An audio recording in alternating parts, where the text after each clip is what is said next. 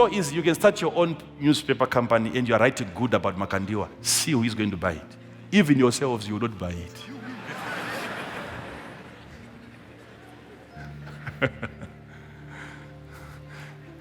So the market already is there. It's vast. Because majority of people are not informed. So you write to them at their own level of understanding. And you can have money from them.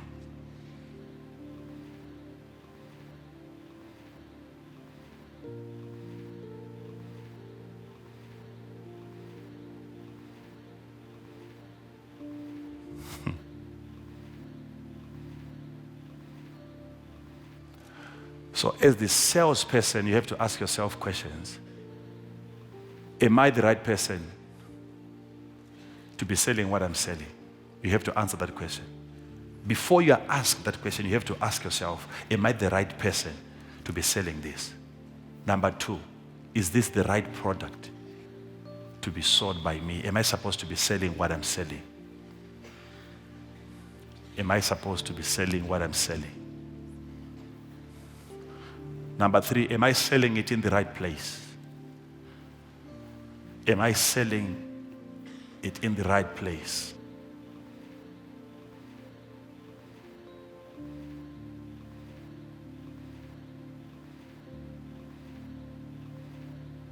Am I selling it in the right place to the right people? Are these the right people? If the people are not the right people, they are the wrong people because of what? Not because they are not interested, but maybe because you are not able to convince them. Because you can create your own market. When competitors are coming up, you have to start enjoying competition. Don't fight it, enjoy it. If you're going to be doing business, no matter what you do, I've seen it happening even in our town, in our city here. I think it was only one person who started selling water at the robots. When the traffic lights are red, he's there with some bottles of water. I think it was just one person who thought about it. Now they are all over. So there's no way you can stop competition. But how do you manage it? Which means, can you imagine that for all these years, no one could even think about it?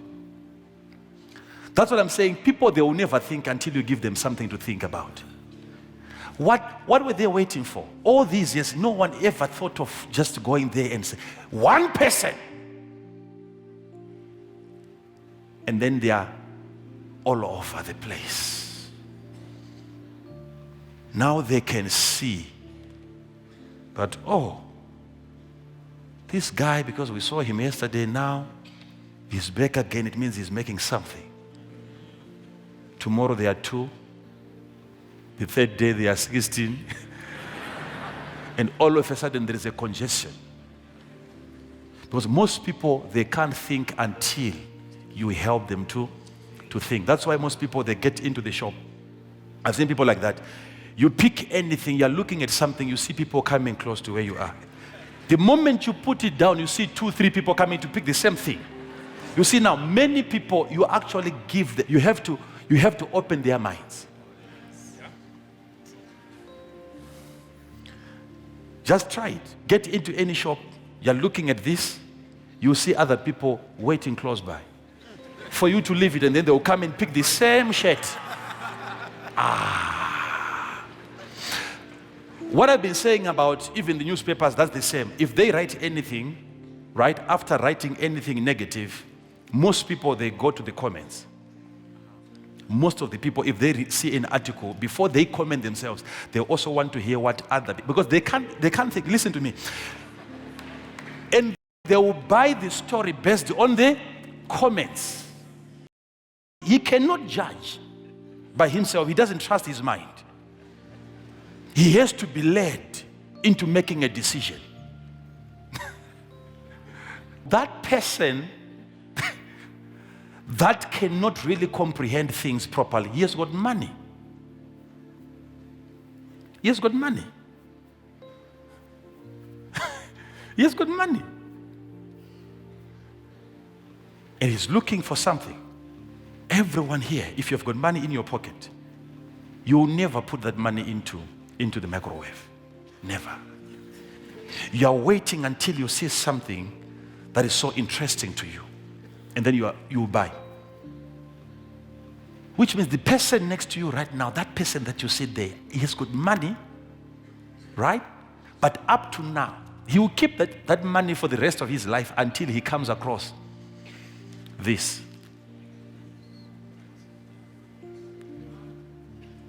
Are you going to wait until he makes that decision alone? Or you are going to assist him to make that decision? You have to assist him.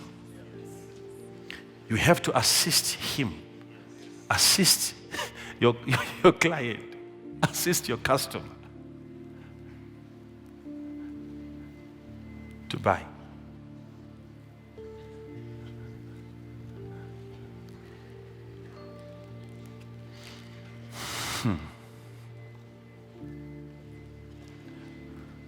I'm not interested. Some of them, they just say, you see, sometimes you have noticed that you have certain people that they just walk into your shop, right?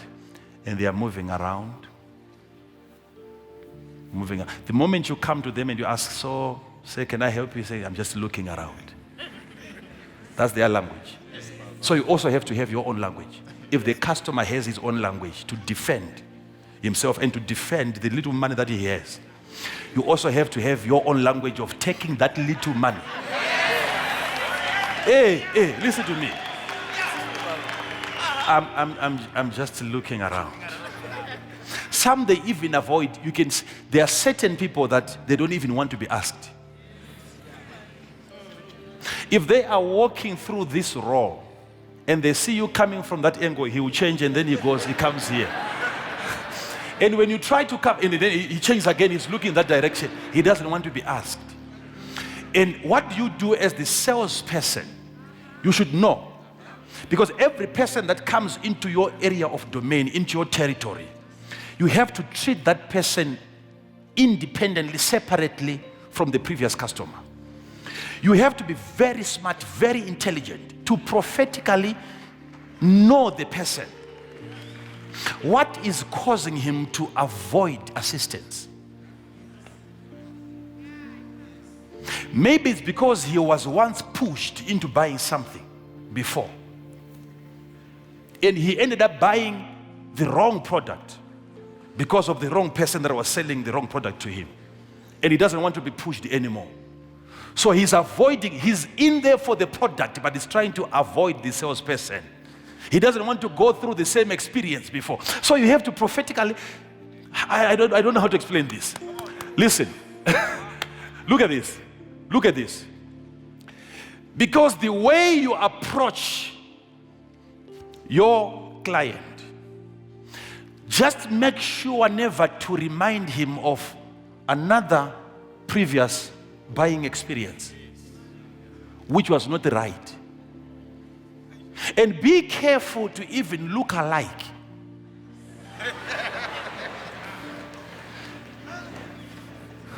Be very, very, very careful. If you're going to act the same way the other salesperson that duped him before, if you happen to apply the same tactics, you are likely going to lose the customer. Because when he sees you coming, it's like, I've seen this guy before. Something is about to happen here.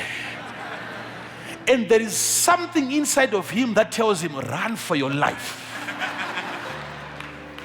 It's about to happen again. So from a distance, the moment you see him coming in, you have to know that this person is coming to buy. And I'm going to help him make the right decision. Some, they do price shopping. They are just shopping for the price. They start just by coming to your place. They are looking at your prices. They haven't yet made their decision to finally buy. They are just sculpting. They are moving up and down. They're looking at prices. But it is not the price that matters. They are looking for the product.